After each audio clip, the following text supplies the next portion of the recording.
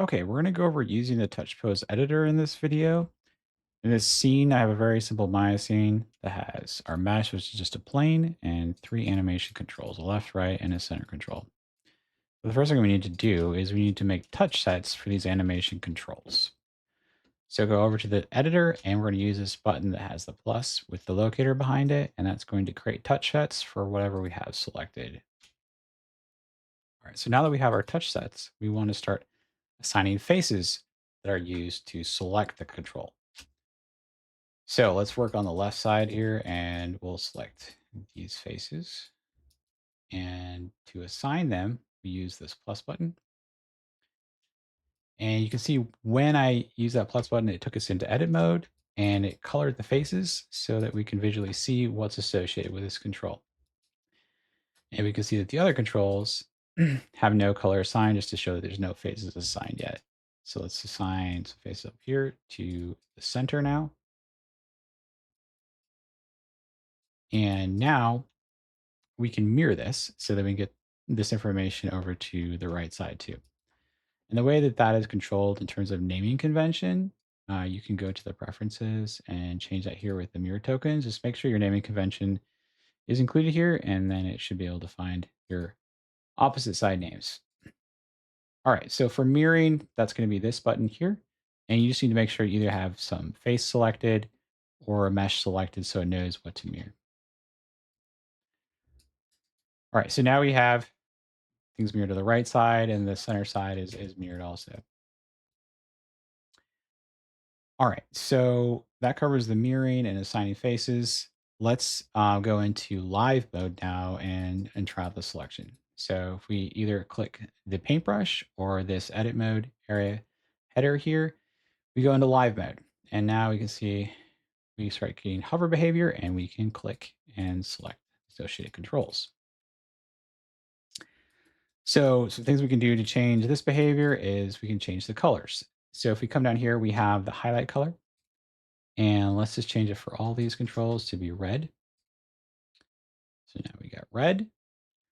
And if we want to change the color itself, you can double click.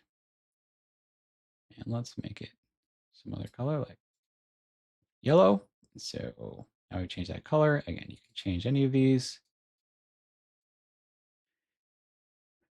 All right, and then now we can also change the selection color. So the lead color is just kind of a bright green. Change that to whatever. And let's change the secondary. So if we do that, we can see that our secondary color is now that lighter green and a pink lead color. You have your alpha. Change how opaque you want everything. And that, I think that covers the colors. Then we also have, when you're in edit mode and you get complex scenes, you're going to want to be able to quickly find what you're looking for in terms of like what face is associated with what touch set at times. And you can use this finder button up here to do that. So it takes whatever face is selected and it's going to select the associated control. And then you can go the other direction. So if I select control and use it, it will go find the set associated with that control. All right. And now there also are a few more options in the right click. Here you can get things like renaming, deleting the set, and selecting different selection options. You have the things that are also in these. The shelf button, like adding, removing faces, the mirror all, and then we have a mirror just selected. Select the touch set. There may be cases where you only want to mirror a single one.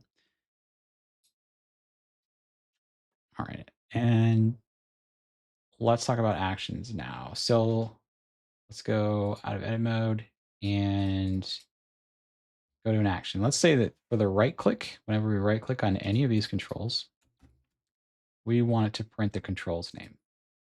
So we're going to click on edit here and get a new action.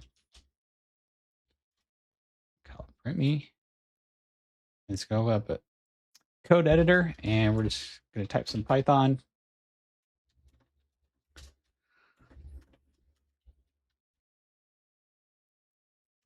And we'll say, my name is And there's an injected variable name here, which is touch control, and that will always be the name of the control you're interacting with, you're hovering with, or basically is selected.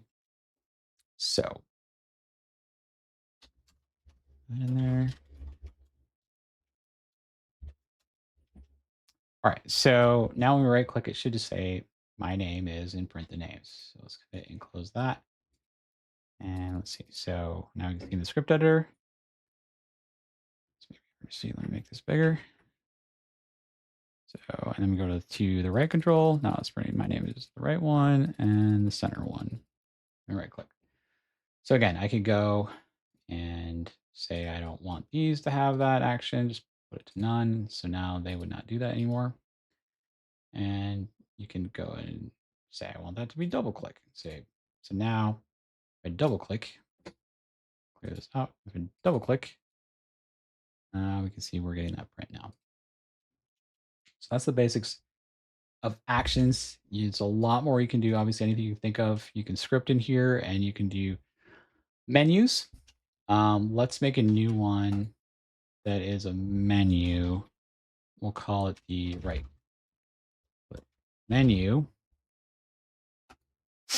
And if you go to the website, in the documentation, we have an action under actions here. So we have setup configuration, actions, and we have also an actions menu. And so here's some example code. We're going to copy this code.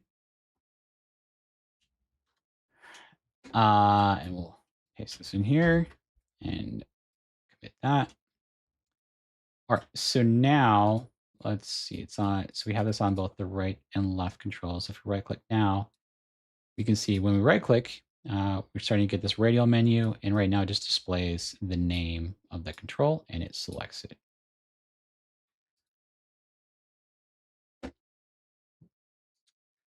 So again, with these examples on the website, there's a lot you can use to get started, and you should be able to do just about anything you can think of with that.